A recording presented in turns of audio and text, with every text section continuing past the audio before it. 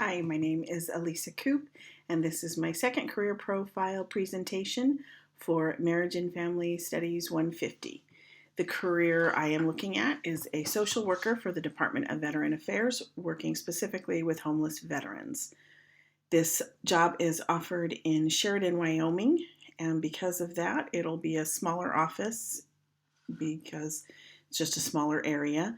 Standard office hours, Monday through Friday, 7 to 4:30 apply, but with any kind of social work, you need to be available when needed.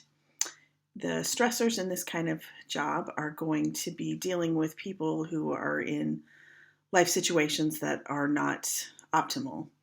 And these are people who have served our country and given up a lot, and now they are not in a position to maybe even help themselves, much less their family. And so dealing with that on a day-to-day basis can be stressful, and trying to get them to admit that they need help or accept help when offered can be stressful.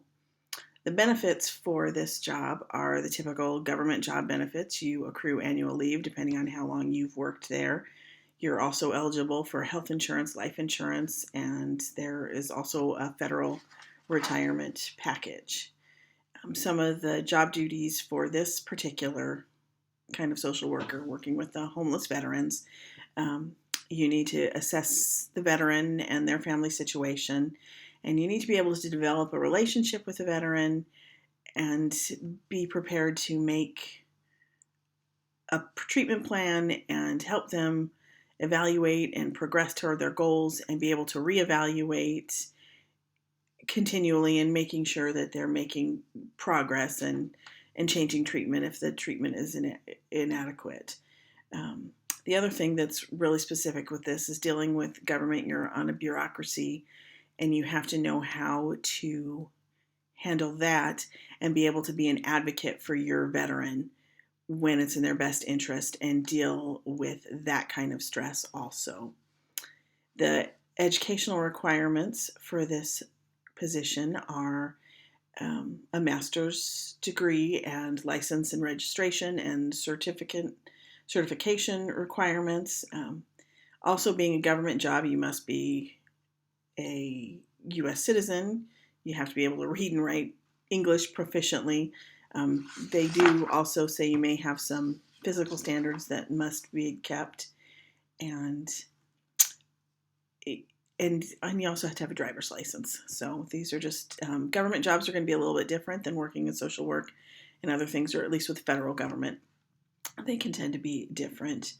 At this position in Wyoming, the starting salary range is around $48,000 a year and can be up to $76,000 a year annually.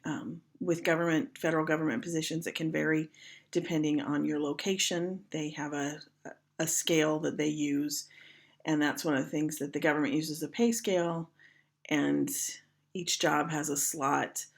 So if you're in a slot that doesn't go any higher than this job, is what they call a GS11. And if you don't get any higher, if there's no jobs then higher than a GS11 in this position, then you'll not advance any further in your career. You'll just I don't want to say be stagnant, because that's not the case, but there's not just progression for working your way up the ladder. You have to fit in with the bureaucracy.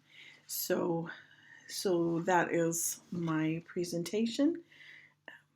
It's a good cause and a worthwhile goal to help these people who have given up a lot and helped us. Thank you.